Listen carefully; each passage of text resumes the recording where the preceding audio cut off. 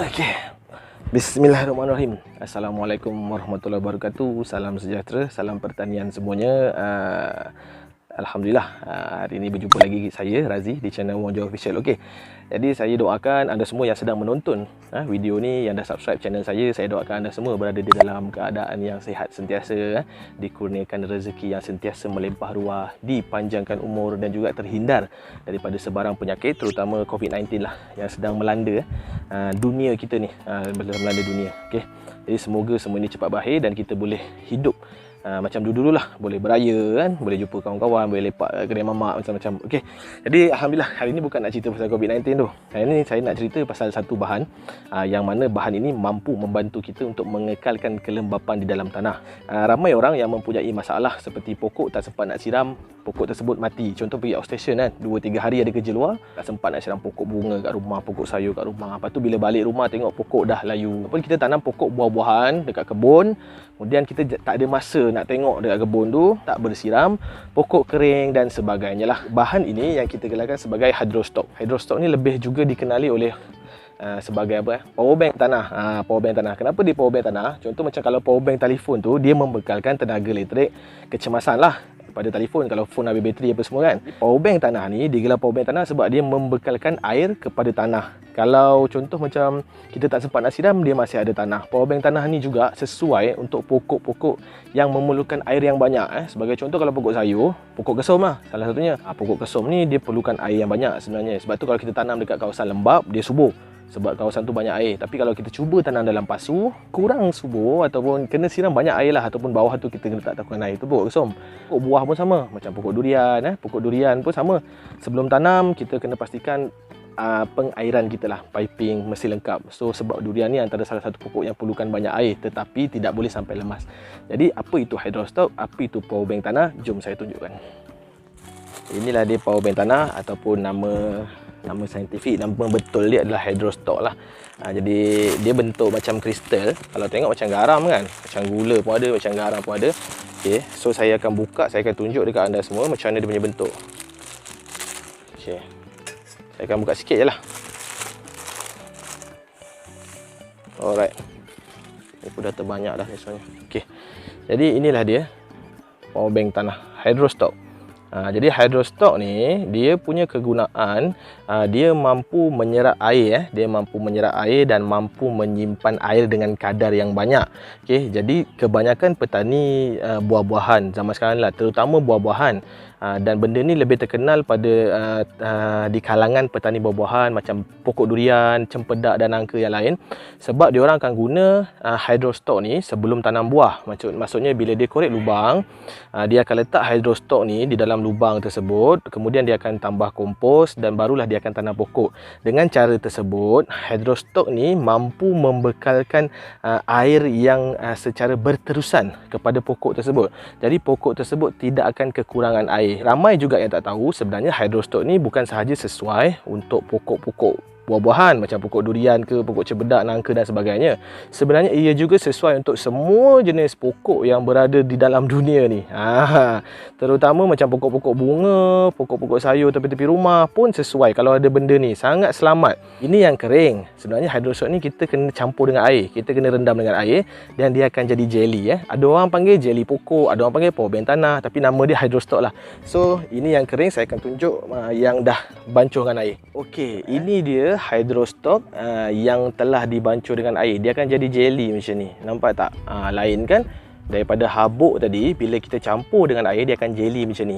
Okey, so jelly ni yang kita akan masukkan dalam tanah. Masukkan dalam tanah, lepas tu baru kita tanam pokok. Jelly ni menyerap air. Dia ada air dalam setiap habla, setiap kristal hydrostock tadi tu akan menyerap air dan dia akan bertukar jadi macam ni lah. Boleh nampak jelas Okey. Ni lembap, benda ni lembap. Benda ni sangat lembap dan dia mampu memegang, menyerap air, memegang air di dalam tempoh jangka masa yang sangat lama. Sebenarnya sangat lama. Sebenarnya sangat bagus lah, sangat praktikal lah benda ni. Jadi macam mana kita nak bancuh untuk dapat sampai jelly macam ni dan macam mana kita nak aplikasikan benda ni pada tanaman. Hari ni saya akan tunjukkan caranya satu per satu. Okey, jom kita tengok. Okey, benda pertama sekali yang korang wajib ada dah tentulah hydrostock ni. Okey, jadi macam nak guna, mula sekali kita ambil hydrostock. Sebelum tu saya cerita dululah kadar bancuhan dia, nisbah dia. Okey, hydrostock ni nisbah bancuhan dia dengan air adalah 15 gram 1 liter air. Jadi kurang lebih 15 gram 1 liter air. Itu adalah yang paling sempurna lah. Maknanya air pun tidak terlalu banyak dan tidak terlalu keras lah jelly tu. Sekarang ni yang di dalam bungkusan ni tadi ada 150 gram. Bermakna satu bungkusan ini mampu memberi sebanyak lebih kurang dalam 10 liter air lah. Lebih sikit tak ada masalah. Sebenarnya dia tiada kuantiti yang tepat pun. Asalkan dia dah bertukar dalam bentuk jelly, itu sudah mencukupi. Jadi apa yang saya buat sekarang, saya akan masukkan sedikit lah dalam kolej besi ni apa orang panggil mangkuk ni. Jadi saya jangan letak banyak, dia sebenarnya agak-agak je lah. Saya pun agak-agak je. Saya akan tunjuklah dekat korang. Okey, bismillahirrahmanirrahim. Okay, saya akan letak lebih kurang, saya tak nak letak banyak sangat sebab nanti walaupun saya letak sikit macam ni, dia akan jadi jelly yang pekat tau. Okey,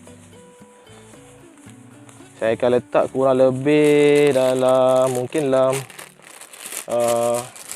20 gram, 15 ke 20 gram. Okey, dalam ni nampak tak? Okey, jadi ini sebelum, ini selepas. Ni selepas, nampak? Ni selepas jelly. Okey, yang ni sebelum habla macam garam. Okey, jadi benda ni kita perlu masukkan air dan kita akan bancuh. Okey, jadi benda ni guna air paip boleh, air parit boleh, air tangki boleh, air hujan boleh, air kencing je jangan. Okey. Okey, so saya ada sediakan air kat sini, saya akan masukkan sahaja. Senang je, saya cuba campurkan macam ni. Bismillahirrahmanirrahim. Harap boleh nampak sebab cuaca agak panas, jadi lighting kurang cun. So saya masukkan. Okey, bila saya masukkan, isi air tu sampai penuh. Okey. Okey, nampak tak? Dengan segeranya dia bertukar. Nampak? Dah tiada lagi air. Nampak? Dah air dah tak ada. Kenapa air dah tak ada? Sebab segala air tadi telah diserap oleh hydrostock ni. Nampak? Dia telah pun menjadi jelly. Inilah dia hydrostock. Okey, nampak Sekejap je dia bereaksi dengan air. Kalau rasa macam kering sangat, boleh tambah air lagi. Kalau rasa macam terlalu basah, tak ada masalah. Sebab nanti bila dia kering pun dia akan jadi sesuai lah. Maksudnya dia akan adapt dengan kandungan air yang diberikan. Kalau macam saya tengok keadaan ni, saya boleh tambah air lagi sikit tau. Saya tambah lagi air sikit. Dia boleh menyerap, tak ada masalah. Saya tuang je. Okey. Habis satu cawan ni dalam bekas ni. Tapi ada air tumpah. Sebab hydrostock ni telah memerangkap semua air dalam dia. Ini cantik lah. Kalau dah dapat macam ni cantik. Dia agak crystal clear macam ni. Bermakna ini sudah sesuai, dah sedia untuk digunakan. Okey, senang kan? So macam mana pula nak gunakan benda ni? Jom kita tengok.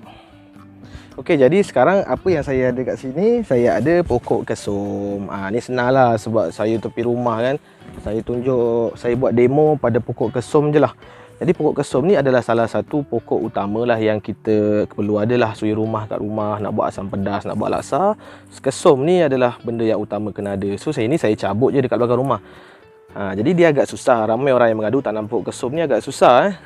Ada yang kata suruh rendam macam tu je cucuk jadi, ada yang cucuk tak jadi. Jadi sebenarnya semua punca adalah kerana kelembapan tanah yang tidak sesuai sebenarnya. Jadi apa yang saya akan buat, saya akan potong lah. Okey, saya akan potong je, saya akan buang je lah semua daun-daun ni. Saya akan ambil akar macam ni sajalah. Yang penting ada akar.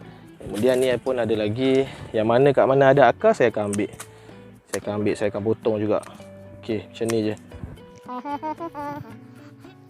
Ni dah tak ada akar, so saya buang lah. Soalnya ni boleh lagi nak tanam. Ini cucuk ataupun kita rendam dalam air pun, dia akan keluar akar daripada ruas-ruas ni. Tapi saya nak cara mudah, saya terus tanam daripada anak pokok lagi cepat. Okey, ni ada akar besar. Saya potong.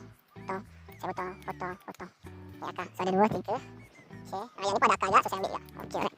Okey. So saya ada, ni saya ada anak pokok kesum. 1, 2, 3, 4. Dan saya ada tanah lah. Ni tanah.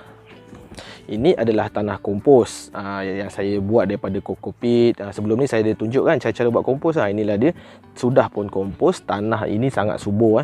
Tanah ni sangat subur, dia sangat kaya dengan mikroorganisma, bakteria-bakteria baik lah dalam ni. Yang mana tanah ni ada campuran kulit-kulit buah-buahan, sekam bakar, batang pisang, daun-daun pokok buluh dan macam-macam lagi. Ni ada kompos selepas 3 bulan ni. Ni selepas 3 bulan. Saya memang sentiasa ada stok tanah kompos. Jadi, dan kemudian saya ada polybag. Jadi macam mana kita nak guna hydrostock yang kita dah buat tadi? Ni hydrostock yang kita dah buat tadi. Okey, jadi macam mana cara kita nak gunakan benda ni? Okey, cara dia, mula sekali kita perlu masukkan tanah dulu sikit ke dalam polybag ni. Sebab bawah-bawah ni kan dia macam ada lubang kan. Okey. So kalau kita letak hydrostock secara terus, takut nanti dia akan keluar daripada lubang bawah ni. Jadi kita akan tutup dengan tanah dahulu. Okey, saya ambil tanah, saya masukkan lah. Okey, tak perlu banyak pun, cukuplah macam tu, sekadar menutupi lubang di bawah polybag. Okey, dan seterusnya barulah saya akan masukkan hydrostock ni. Okey, jadi macam mana nisbah bancuhan nak letak hydrostock ni? Okey, nisbah yang saya selalu buat 1:5 lah. Bermakna kalau 1 genggam hydrostock, 5 genggam tanah. Okey, 5 genggam tanah. Jadi kalau 2 genggam, 10 genggam tanah. Kalau korang guna sudu kecil tu, sudu untuk tanaman tu, 1 sudu, maknanya 1 sudu hydrostock, 5 sudu tanah. Okey, so saya guna tangan je. Saya ni lagi suka guna tangan. Lepas pegang-pegang benda ni, basuhlah tangan bersih-bersih ya. Okey, so saya akan ambil 1. Nampak banyak ni, saya akan letak. So letak macam mana? Nak ratakan ke apa? Tak, letak macam ni pun tak apa, tak payah ratakan pun tak apa. Janji dia menyeluruh macam tu je. Kalau boleh nampak lah, mudah-mudahan boleh nampak. Okey, so saya dah letak, barulah saya akan tambah tanah. Saya akan letak 1, 2, 3, 4, 5. Okey, dah letak 5. So dah letak 5 tanah, barulah kita tanam pokok kita tadi. Tak kisahlah nak letak pokok bunga ke, pokok bunga ke, pokok sayur ke, pokok apa orang cakap, pokok daun sop ke, pokok kunyit ke, pokok keladi ke apa, letak, barulah kita tanam. Okey, jadi saya ambil ni pokok kesum tadi ni, saya akan letak macam tu. Ni pun saya ambil lagi, saya akan letak lagi macam tu. Saya ada 4 tadi semua, saya tanam je rapat-rapat. Okey, ni ada lagi, saya tanam lagi. Okey, saya dah tanam macam ni, barulah kita tutup pokok ni lagi dengan tanah lagi. Okey, saya letak macam ni. Okey. Dah. Dan yang terakhir sekali, baru kita siram dengan air. Okey, dah macam ni kita siram air lah. Saya ambil air sekejap tak bawa air tadi. Okey, dah ada air. So saya siramlah dengan air. Okey. Alright. Okey. Dah bersiap. Tanam pokok kesum dalam polybag. Bawah dia ada hydrostock. So dia tidak akan ada masalah kekurangan air. So lepas korang tanam pokok macam ni, pastikan letak di tempat redup dululah. Kalau dalam polybag letak tempat redup dulu. Bila dia dah keluar pucuk baru, kesum dia dah keluar pucuk baru, baru letak dekat luar polybag. Okey. Jadi soalan yang biasa orang tanya, contoh kalau macam hydrostock ni, kita dah letak hydrostock dalam ni, kemudian kita siram lagi macam biasa, tak apa ke? Tak lemas ke pokok tu dengan air? Okey, dia macam ni. Hydrostock ni dia ada satu tahap dia tidak mampu lagi menyerap air. Jadi bila dia tidak mampu menyerap air, air itu akan turun lah.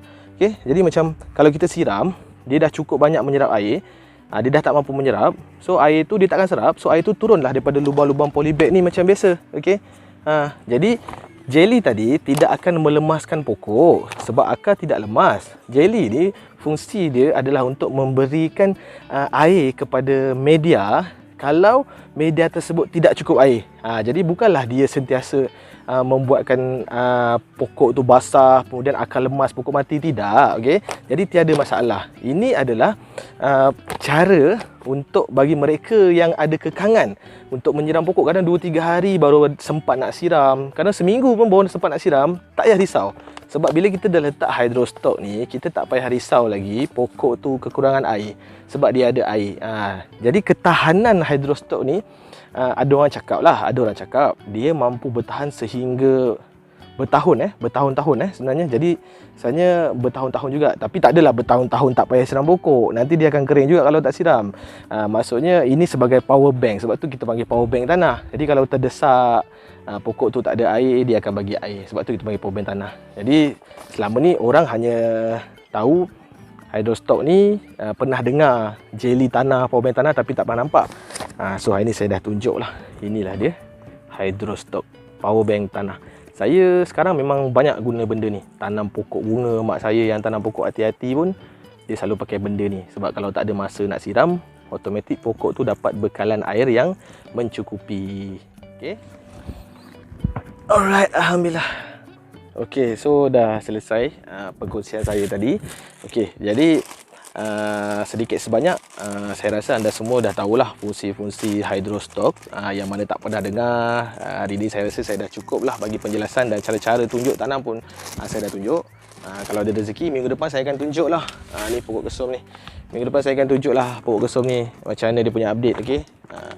Dan juga saya tahu mesti ada yang tanya saya mana nak beli benda ni. Okey, macam mana nak beli benda ni? Saya dapat benda ni pun agak terhad sebenarnya daripada pengeluar saya. Saya cuma mampu beli 5 kilo 5 kilo ke 6 kilo saja. Kemudian daripada 5-6 kilo tersebut, saya telah repackkan menjadi 150 gram macam ni lah. Okey, 150 gram ini boleh dibancuh untuk lebih kurang dalam 10 ke 15 liter air ya. 10 ke 15 liter air, dan boleh digunakan untuk banyak pokok lah.